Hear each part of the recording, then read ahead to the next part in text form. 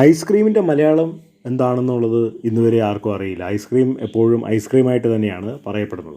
ഐസ്ക്രീമിൻ്റെ ചരിത്രം എടുത്ത് പരിശോധിച്ച് കഴിയുമ്പോൾ പറയപ്പെടുന്നത് ചൈനക്കാർ അത് കണ്ടുപിടിച്ചതാണ്. അത് പിന്നെ ഇറ്റലിയിലേക്ക് വന്ന് അവിടുന്നാണ് പിന്നെ അമേരിക്കൻ ഐക്യനാടുകളിലേക്ക് എത്തുന്നത്. ഇറ്റലിയൊക്കെ ദീർഘവർഷങ്ങൾക്ക് മുമ്പ് വളരെയധികം ഉന്നതമായ ജീവിത നിലവാരം പുലർത്തിയിട്ടുള്ള ഒരു മേഖലയായിരുന്നു. കാരണം റോമക്കാർ മുഴുവനും അവിടെ ആയിരുന്നല്ലോ ഉണ്ടായിരുന്നത്. അതുകൊണ്ട് ഇറ്റലിക്കാർ പലയിടത്തുള്ള ഭക്ഷ്യ വിഭവങ്ങൾ പരീക്ഷിച്ചിരുന്നു.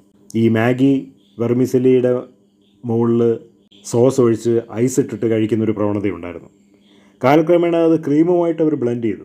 അങ്ങനെയാണ് ഐസ്ക്രീം എന്ന് പറഞ്ഞിരിക്കുന്ന ആ ഒരു വിഭവം ലോകത്തിൽ വരുന്നത്. ലോകത്തിൽ ഏതൊക്കെ രാജ്യത്ത് ഐസ്ക്രീം ഉണ്ടോ അതെല്ലാം എല്ലാവർക്കും ആസ്വാദകരമാണ്. പക്ഷേ ഐസ്ക്രീമിൻ്റെ മലയാളം ഇതുവരെയും അതിൻ്റേതായിട്ടുള്ള അർത്ഥത്തിൽ ഉൾക്കൊണ്ടിട്ട് ഇതുവരെയും ആർക്കും മനസ്സിലാക്കാനായിട്ട് കഴിഞ്ഞിട്ടില്ല. ഐസ്ക്രീമിൻ്റെ മലയാളം ആരും പറയാറില്ല. അവർ ഐസ്ക്രീം എന്ന് മാത്രമേ പറയാറുള്ളൂ.